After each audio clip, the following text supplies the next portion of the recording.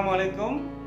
Bertemu kembali dengan saya Cipta Hening, pengasuh Majelis Dzikir dan Sholawat Sirul Asro Surabaya.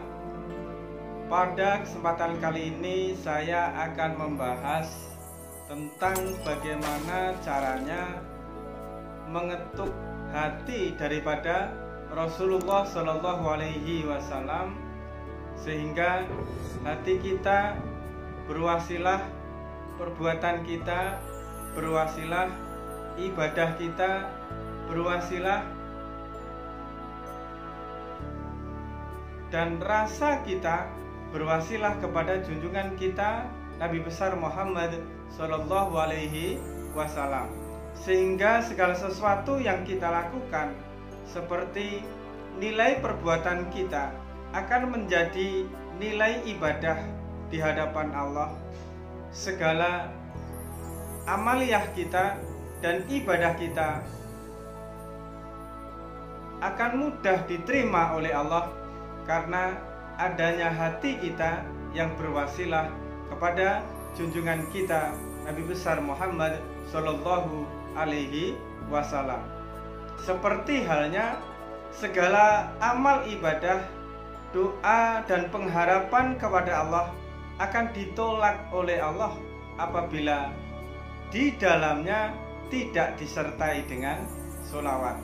Pentingnya mengetuk hati Rasulullah adalah salah satu syarat yang utama agar ibadah kita, perbuatan kita diterima oleh Allah dan menjadi nilai ibadah bagi diri kita di hadapan Allah Subhanahu wa Ta'ala. Selain itu, apabila kita mengetukkan hati di dunia ini, insya Allah di akhirat kelak kita akan bersama dengan junjungan kita Nabi besar Muhammad Sallallahu Alaihi Wasallam. Untuk itu, simak video selanjutnya.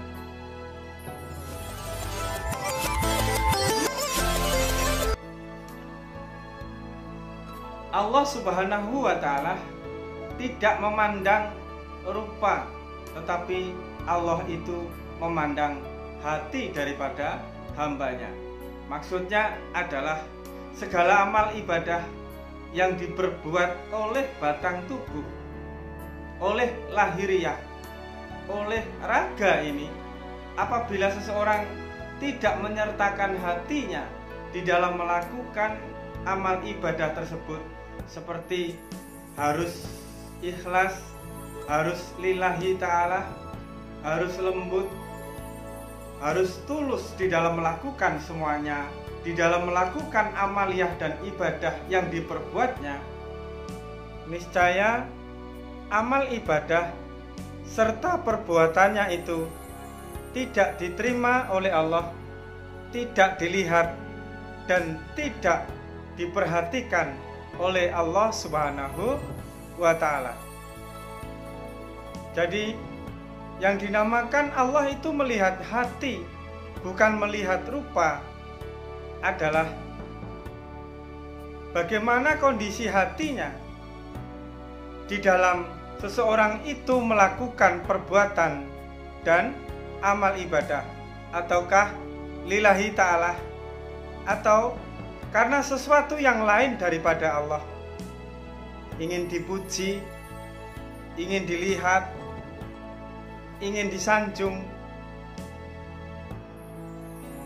atau dia merasa bahwa dirinya bisa melakukan amal ibadah tanpa adanya pertolongan daripada Allah Subhanahu wa Ta'ala. La haula wala quwata illa billah.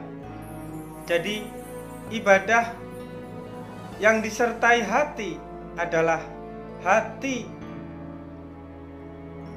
yang segala sesuatu di dalamnya yang dipandang, yang dilihat hanya Allah, dan hati yang tersambung dengan hati junjungan kita Nabi besar Muhammad Sallallahu Alaihi Wasallam.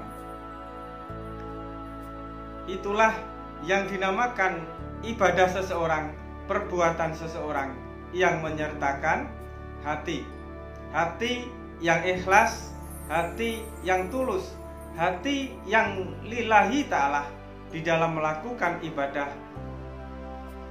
Karena Allah itu melihat hati, dan sebaik-baiknya hati seorang hamba apabila hatinya itu terhubung, ada pertalian cinta, ada pertalian kasih dengan junjungannya Rasulullah Shallallahu Alaihi Wasallam. Apabila di dalam hati seseorang ada sambungan dengan Rasulullah Shallallahu Alaihi Wasallam, niscaya segala sesuatu yang dia lakukan akan tersambung dengan Allah dan mudah diterima oleh Allah sebagai nilai amal ibadah setiap apapun yang dia lakukan. Lalu bagaimana caranya kita untuk mengetuk hati kepada Rasulullah? Hubungan hati harus dengan hati, hubungan lahiriah harus dengan lahiriah. Bahasa hati hanya diketahui dengan hati, dan bahasa lahiriah hanya diketahui dengan lahiriah. Begitu juga dengan junjungan kita Nabi besar Muhammad Sallallahu Alaihi Wasallam. Hati kita hadirkan, hati kita tawadukkan, hati kita rendahkan di hadapan Rasulullah, sehingga akhlak beliau, cahaya keindahan beliau, pribadi beliau, dan segala amal perbuatan beliau akan tertuang di dalam hati kita, akan mengalir di dalam hati kita apabila diri kita merendahkan diri, merendahkan hati, dan tawaduk kepada junjungan kita Nabi besar Muhammad Sallallahu Alaihi Wasallam. Dengan hati yang senang, dengan hati yang tanpa beban di dalam melakukan segala aktivitas yang kita lakukan, termasuk aktivitas ibadah di dalamnya, adalah salah satu cara awal hati kita untuk mengetuk hati junjungan kita Nabi besar Muhammad Sallallahu Alaihi Wasallam. Selanjutnya, setelah hati kita tanpa beban, maka jangan segan-segan sebelum melakukan segala sesuatu tersebut, kita koreksi di dalam hati kita renungi di dalam hati kita penuhilah dengan sholawat. Allahumma sholli ala Sayyidina Muhammad wa ala ali Sayyidina Muhammad. Dengan hati yang bersolawat, maka hati kita sedang menjalin keakraban dengan Rasulullah, sedang menjalin cinta kepada Rasulullah.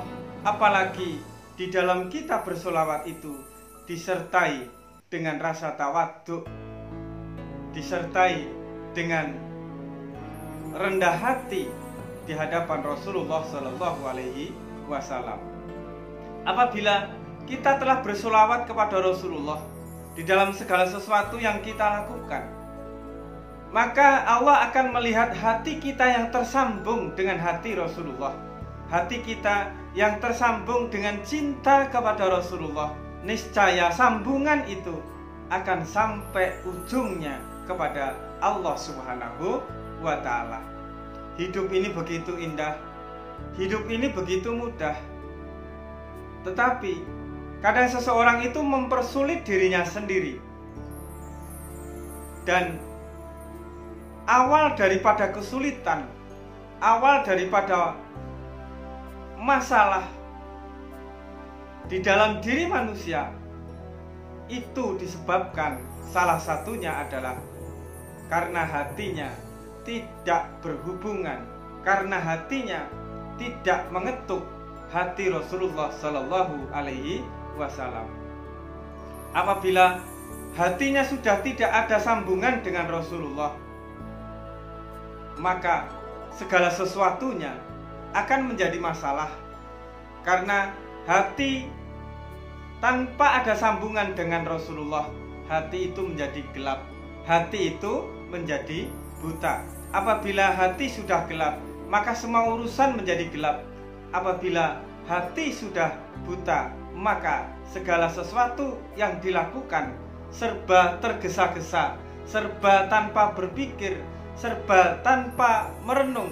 Segala sesuatunya diputuskan dengan nafsu, dengan ketergesa-gesaan, dan itu akan menghancurkan dan itu akan merugikan dirinya sendiri. Pentingnya mengisi hati kita dengan mengetuk hati Rasulullah, karena bagaimana hati kita ini tersambung kepada siapa, itu menentukan sekali pandangan Allah kepada diri kita. Apabila hati kita ini tersambung dengan dunia, maka Allah pun enggan melihat, melirik, menerima segala sesuatu yang kita lakukan, termasuk ibadah di dalamnya. Namun apabila hati kita tersambung dengan Rasulullah, dengan menghadirkan sholawat, dengan menghadirkan kelapangan hati, dan segala sesuatu yang kita lakukan tanpa adanya sebuah keterpaksaan, insya Allah akan selalu memperhatikan hati kita. Apabila Allah sudah memperhatikan hati kita, maka kehidupan kita, urusan dunia kita, urusan akhirat kita niscaya akan diperhatikan oleh Allah Subhanahu wa Ta'ala. Untuk itu, di dalam segala sesuatu yang kita lakukan, lihatlah hati kita. Hati kita ini tersambung dengan siapa? Apakah kepada Rasulullah atau kepada dunia? Dia terikat kepada siapa? Terikat kepada Rasulullah atau terikat kepada dunia? Apabila hati masih terikat kepada dunia, usahakan untuk melepasnya dan diganti ikatannya itu kepada junjungan kita Nabi besar Muhammad Sallallahu Alaihi Wasallam. Karena di dalam hati Rasulullah inilah tentang rahasia Allah, tentang rahasia dan hasanah daripada Allah bersemayam di dalamnya. Apabila hati kita sambungkan kepada Rasulullah, niscaya kita akan tersambung kepada Allah Subhanahu wa Ta'ala. Tersambung yang sebenar-benarnya tersambung, seperti halnya hati Rasulullah yang tersambung kepada Allah. Bukan tersambungnya hati kita sendiri menurut persepsi kita sendiri, menurut perkiraan dan sangkaan kita sendiri, namun tersambung seperti halnya hatinya Rasulullah yang tersambung kepada Allah Subhanahu wa Ta'ala. Hati yang mengetuk hati Rasulullah adalah seseorang yang sedang mengetuk pintunya Allah Subhanahu wa Ta'ala. Dan apabila kita mengalami sebuah kesulitan di dalam kehidupan, kerugian di dalam kehidupan, kebuntuan di dalam setiap masalah, maka jalan satu-satunya adalah dengan mengetuk hati Rasulullah, dengan memperbanyak sholawat di dalam hati, kerinduan di dalam hati, kecintaan di dalam hati, menjalin keakraban dan kemesraan dengan Rasulullah Shallallahu Alaihi Wasallam. Dengan begitu, maka cahaya daripada Rasulullah, syafaat daripada Rasulullah akan menerangi setiap masalah yang terjadi di dalam kehidupan kita, sehingga segala sesuatunya menjadi indah, segala sesuatunya menjadi mudah. Tidak diutus Rasulullah di dalam kehidupan ini kecuali memudahkan segala urusan umatnya, memudahkan segala urusan hamba daripada Allah Subhanahu wa Ta'ala. Sudah semestinya kita menggunakan dan menganggap Rasulullah itu sebagai cahaya bagi diri kita. Apabila kita mengalami kesulitan dan kegelapan di dalam kehidupan, cahaya itulah yang kita cari, yang akan menuntun kepada sesuatu yang terang, kepada sesuatu yang indah, kepada cahaya daripada keindahan Allah itu sendiri. Saya kira cukup sekian, semoga manfaat. Ingat, tetap waras dan tetap fokus. Wassalamualaikum warahmatullahi wabarakatuh.